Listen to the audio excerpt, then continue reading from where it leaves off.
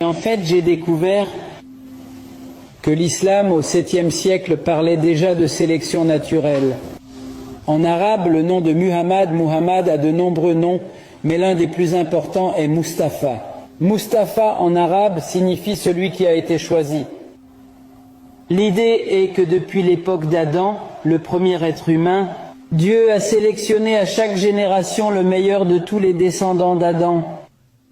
Il y a eu une sorte de sélection naturelle d'une génération à l'autre, jusqu'à ce qu'il choisisse à la fin le meilleur des meilleurs des meilleurs, et c'est le prophète Mohammed. Et il l'a choisi pour lui donner sa parole, la parole exacte de Dieu, et il a bien sûr choisi pour être le prophète qui apportera à l'humanité la plus belle de toutes les révélations, c'est l'islam. Or, l'islam n'est pas une religion au sens où on l'entend habituellement. L'islam est une culture qui comprend tout.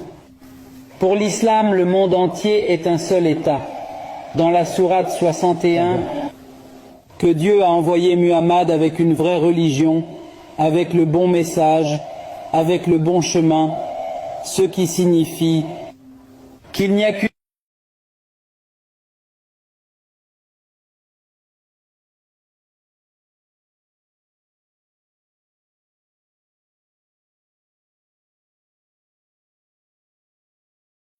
Juifs et chrétiens qui sont appelés les gens du livre, et ils ont falsifié leur livre.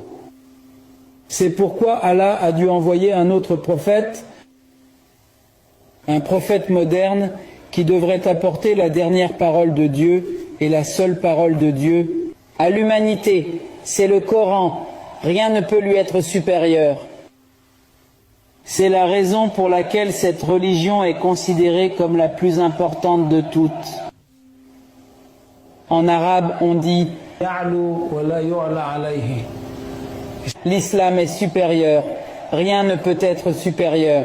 Cela signifie que nous parlons non seulement de la dernière parole de Dieu, non seulement de la plus belle parole de Dieu, mais aussi de la plus vraie de toutes les révélations. Que doit faire la communauté?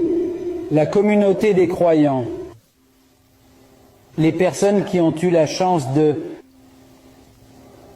ont le cœur ouvert et d'avoir accepté l'appel du prophète Mahomet. Que doivent-ils faire? Ils ont une mission dans ce monde.